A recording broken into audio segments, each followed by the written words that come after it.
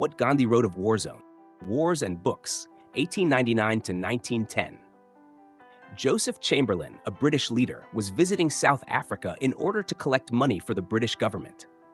Gandhi prepared reports for him about the problems of the Indians in South Africa, but Chamberlain was not interested. After the war, many Indians wanted to return to their homes and jobs in the Transvaal province, but British officers made this difficult. Gandhi decided to stay in the Transvaal to help the Indians there, and he opened a law office in Johannesburg. Gandhi helped to start a new weekly newspaper called Indian Opinion, and he wrote for it every week. This was the beginning of his regular newspaper writing, which continued for the rest of his life. At this time, Gandhi began to read the Gita seriously. Every day he learned some words from it, and slowly his opinion about money changed. Instead of earning money for himself and his family, he wanted his money to help other people outside his family. Gandhi often ate his meals at a vegetarian restaurant, and there he met a British newspaper reporter called Henry Pollack. They became friends, and one day in 1904, when Gandhi went by train to the offices of the Indian Opinion in Durban, Pollack gave him a book to read on the long journey. The book was Unto This Last by John Ruskin, a famous British writer and thinker, and Gandhi found it impossible to put the book down. Gandhi discovered some of his deepest beliefs in this book, that every human being has the right to earn enough money to live comfortably, that everyone should do some work with their hands, and that the work of a cook, for example, is as valuable as the work of a lawyer. Gandhi decided to change his life and begin to live in a simpler way. Immediately, Gandhi moved the offices of Indian Opinion to a farm in Phoenix, about 22 kilometers from Durban. All the newspaper's workers went to live on the farm, but Gandhi kept his office in Johannesburg, where Henry Pollack began to work with him. Kastur had come to South Africa in 1902 with 3 of their boys. Harilal, the eldest, stayed with his uncle in Rajkot. Gandhi now explained to his wife that they were going to live differently. The servant lived as one of the family, and they all helped with the cooking, washing, and cleaning. When Henry Pollack, who was a Jew, married a Christian woman called Millie, they came to live with the Gandhi family and helped with the work of the house. In 1906, African Zulus in the British province of Natal began to fight against the government because of a new tax. Gandhi offered to start an ambulance corps to help injured soldiers, as he had done in 1899. White people did not want to care for the Zulus, and so for 4 weeks, Gandhi and his ambulance team cared for injured Zulus. Gandhi experienced the horror of war and wrote later about the terrible cruelty of the British soldiers. Sometimes, the corps marched for over 60 kilometers a day through the beautiful hills, and Gandhi had time to think deeply about many things. He realized that his heart was with the Zulus, not with the British, and that he wanted to give his life to helping others. He knew that there would not be time for a normal family life, and he did not want more children. After he had discussed this with his wife, they began to sleep separately.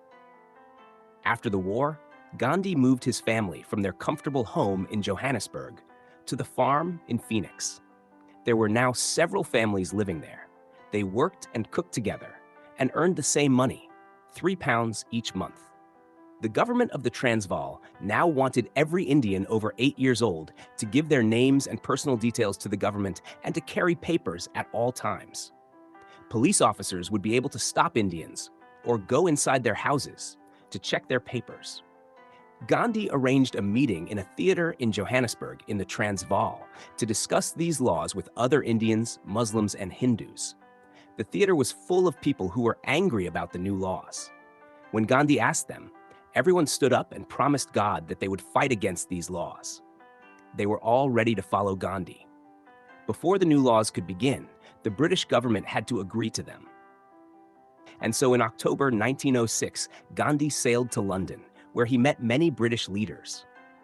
With the help of some students, Gandhi wrote about 5,000 letters during his 6 weeks there, explaining the situation to newspapers and leaders. The British government promised Gandhi that the new laws would not be accepted, but at the same time, they told the Transvaal that they would accept the laws. When Gandhi returned to South Africa, he learned that the British government had lied to him. In 1907, Transvaal became independent, and at once the new laws against Indians began. Gandhi realized that small groups could not defeat a strong government. He thought about a new way of fighting against laws without using violence.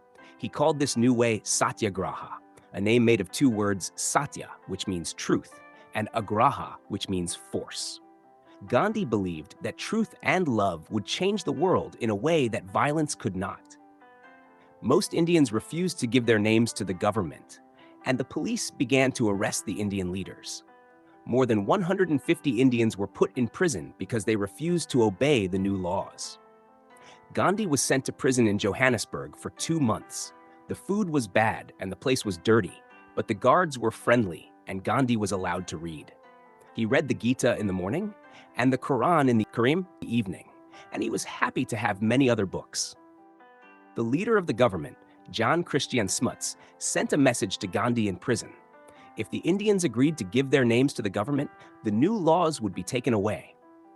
Gandhi agreed to this and was released from prison in January 1908. He immediately arranged a meeting with other Indians. Many agreed with Gandhi, but some who were angry with Gandhi followed him after the meeting and beat him with sticks. Gandhi was badly injured, and for 10 days he was cared for in the home of white Christians. The daughter of this family sang a famous Christian song to Gandhi called "Lead Kindly Light." Gandhi often remembered one line from this song, "One step enough for me." Indians began to give their names to the government, as Gandhi advised, but in May 1908, the government said that the laws would stay. Smuts had lied to Gandhi. Gandhi continued to work with other Indians, and at a meeting in Johannesburg in August 1908, they decided to burn their government papers. Gandhi was again sent to prison. This time, with the other Indian prisoners, he had to break stones, cook, and sew the prison hats, which were worn by the prisoners. While he was in prison, Kastur became seriously ill. "I love you so much," wrote Gandhi, "that even if you die, you will still be alive to me." She was still ill when he came out of prison, and he cared for her at Phoenix Farm. But he was soon in prison again. About 4,000 Indians were sent to prison in 1908 and 1909. The families of many prisoners went to live on the Phoenix Farm, where Manilal Gandhi, the son of Gandhi's cousin, had become a leader of the farm. Harilal, Gandhi's oldest son, had married in 1906 and come to South Africa with his wife. Harilal joined Gandhi's work and was sent to prison several times. In 1909, Gandhi went to London again, but the British government was unwilling to disagree with Smuts. On the ship back to South Africa, Gandhi wrote a book in which he described the changes he wanted in India. He wanted Indians to govern India and to refuse to live a Western life. He wanted rich Indians to live a simple life. He believed that Hindus, Muslims, and other faiths belonged to one Indian nation, and that non-violence was central to Indian life. Indians should not copy the violence of the British. Gandhi sent a copy of the book to the great Russian writer, Leo Tolstoy, who wrote the famous book War and Peace. Tolstoy believed that people should refuse to obey a bad government. He hated war and violence and believed that a simple, holy life was the best for everyone.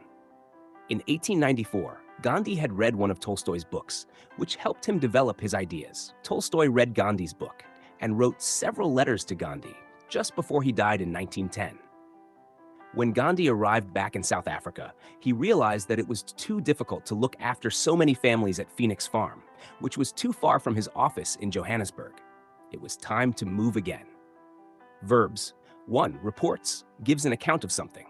2. Collect, gather or bring together. 3. Discover, find something new. 4. Explain, make clear or understandable.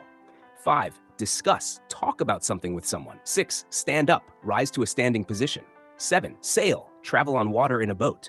8. Lie, recline or be in a horizontal position. 9. Defeat, win a victory over someone. 10. Refuse, indicate unwillingness to do something. 11. Obey, follow commands or instructions. 12. Release, set free or let go. 13. Beat, strike repeatedly. 14. Sew, join or repair with needle and thread. 15. Belong, be the property of someone. Phrasal verbs. 1. Put down, place something on a surface, criticize someone. 2. Live on, continue to live, especially in difficult conditions. 3. take away, remove something from a place. 4. Come out, emerge or become known. 5. Look after, take care of someone or something. Adjectives. 1. Interested, showing curiosity or concern. 2. Regular, occurring at fixed intervals. 3. Famous, known by many people. 4. Impossible, not able to be done. 5. Valuable, worth a lot of money or important. 6. Different, not the same as another. 7. Injured, harmed or damaged. 8. Terrible, extremely bad or serious. 9. Holy, dedicated to a religious purpose. 10. Independent, free from outside control. 11. Unwilling, not ready or prepared to do something. 12. Normal, usual or expected. 13. Dirty, covered with an unclean substance. 14. Kindly, showing a friendly nature. Ill, not in good health. 16. Peace, free from disturbance. Adverbs. 1. Seriously, in a solemn manner. 2. Comfortably, in a way that provides ease. 3. Differently, in a way that is not the same. 4. Separately, as a separate entity. 5. Instead, as an alternative. Nouns. 1. Rest, relaxation, or sleep. 2. Vegetarian, a person who does not eat meat. 3. Beliefs, acceptance that something is true. 4. Servant, a person employed to perform duties for others. 5. Tax, a compulsory financial charge by the government. 6. Soldiers, members of an army. 7. Horror, intense fear or shock. 8. Cruelty, callous indifference to suffering. 9. Corps, a main subdivision of an armed force. 10. Hills, naturally raised areas of land. 11. Details, individual features or facts. 12. Nation, a large body of people united by common descent, culture, or language. 13. Faiths, strong belief in religious doctrines. 14. Peace, freedom from disturbance. 15. Prisoners, people held in captivity. 16. Sticks, thin pieces of wood. 17. Advised, offered suggestions or recommendations. 18. Worn, past participle of wear, to have on one's body.